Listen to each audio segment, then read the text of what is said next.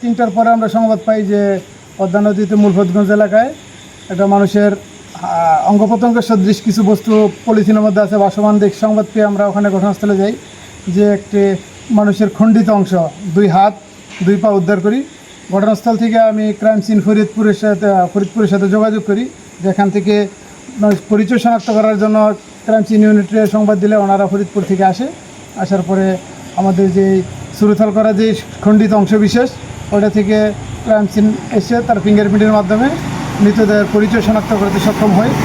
মৃতদেহের নাম হইল মৃত ব্যক্তির মোহাম্মদ জিয়াউদ্দিন, পিতা আব্দুর রাজ্জাক সর্দার, আমাদের শরীয়তপুর সদরে পড়ছে পালং থানা এলাকায়। তো এখন মোটামুটি আমরা রাষ্ট্র শনাক্ত হয়েছে, এরপরে পরবর্তী আইনগত ব্যবস্থা গ্রহণ প্রক্রিয়াধীন আছে, আইনগত ব্যবস্থা গ্রহণ করা হবে।